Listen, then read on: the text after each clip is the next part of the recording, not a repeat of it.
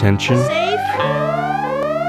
Hello, San Marcos. This is the weekly Lady Bug-Out Report, San Marcos News Live, where we will discuss ways that you can prepare you and yourself and your family for urban and natural disasters. Lock it in live, San Marcos. San Marcos' own weekly news report, Lady Bug-Out series. Lock it in live, San Marcos. Sister Survival Disaster Preparation, Lady Bug-Out. Moving right along. Also, it contains what I'm a big fan of, a water bladder compartment. Right now I've got a 2-liter unit in there, but that's water while you go, so you don't even have to stop. You can keep moving and outpace all the other people running. Always a plus. That's funny. And let's see, inside this bottom compartment here is where kind of like the work gear is going to be, stuff I might need on a regular basis. Multi-tool, Gerber multi-tool. It's got lots of little useful accessories on it, saws, you know, typical knife blades, scissors. Work gloves, good pair I've broken in, got a few tiny holes in it, but I've used them and I trust them. Then we got knife sharpener, pretty cheap model, but it's something that could work on a smaller knife. Compass, always important, you know, just kind of simple, dinky one that floats around, but I mean, it works. Got the great balls of fire and the candles y'all gave me as a birthday present, and plan on using those when things are a little dark. Got an emergency candle, and most of the reason I'm wrapping things like candles and these balls and whatnot in plastic is so I could use the plastic if necessary, like things in first aid, or if I fill this with water and puncture it, I can use it to irrigate a wound or whatnot. So that's useful to have lots of plastic. And in this case I have batteries, so that's why I waterproof or water resistant. Use a Ziploc bag on that. Got a lighter, alcohol prep pads, and in this massive ball here, it's a lot of, well, it's my version of the Great Balls of Fire. It's just dryer lint and petroleum jelly. Awesome.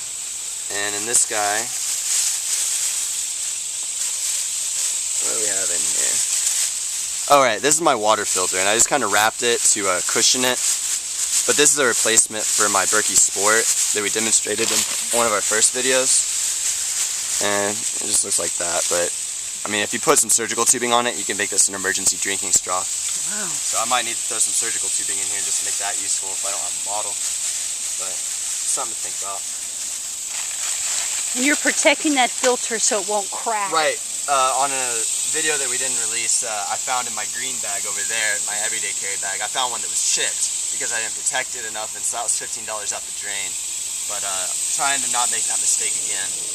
And another tool that we saw from the other video is Light My Fire Fire Steel, so that's pretty useful. I got maps and a notebook, so I can write down, say, my location, where I need to go, how many miles I did. You know, even just knowing how far I've come would be psychologically boosting in a situation like that.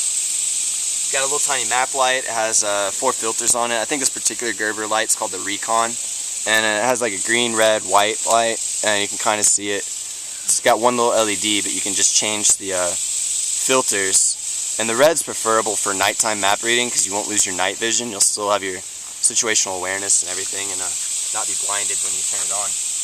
And of course, pen and Sharpie for writing on the different things, or maybe writing on, you know, landmarks that I pass, so people might know I've been there if there are people I want to know.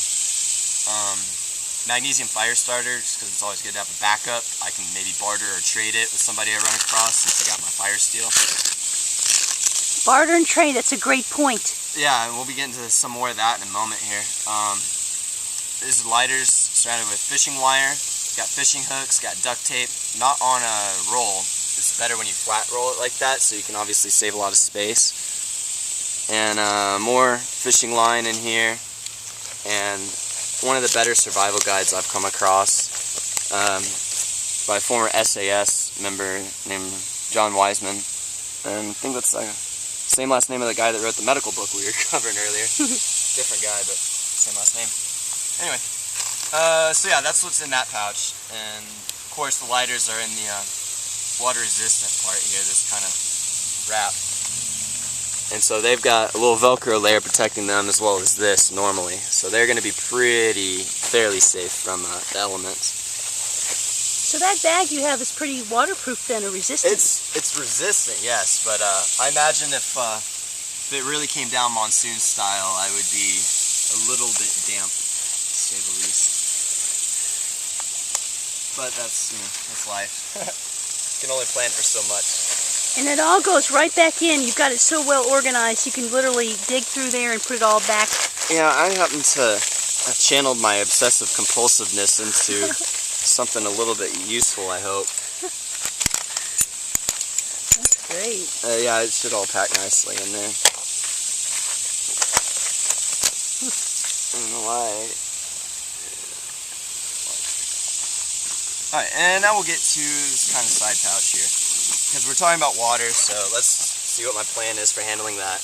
First off, 2 lengths of, I think these are 50 feet lengths of paracord, 550 paracord.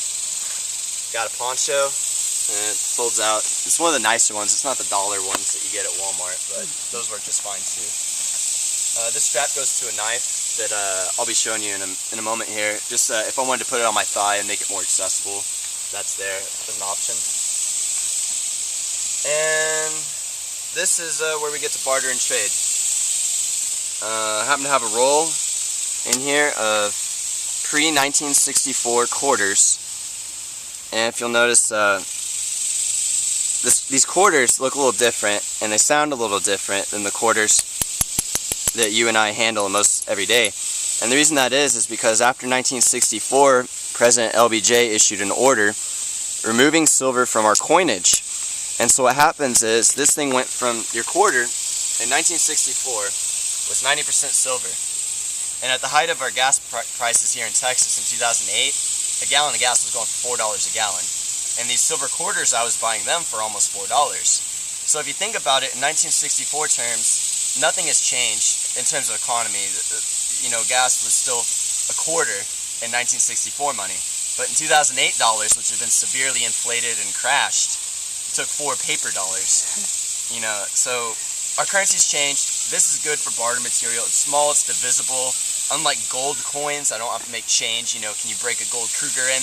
That's going to be kind of awkward conversation as they get ready to shoot me and take it. So I'm all about that. And I've got some silver dimes that are in the same boat.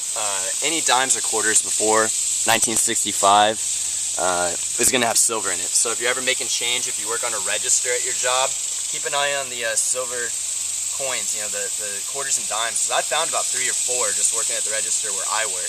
And that was free money. I mean, all I had to do was trade one of my new quarters for an old quarter, and I made $4 just for being attentive. So that's one way of looking at that. Cool.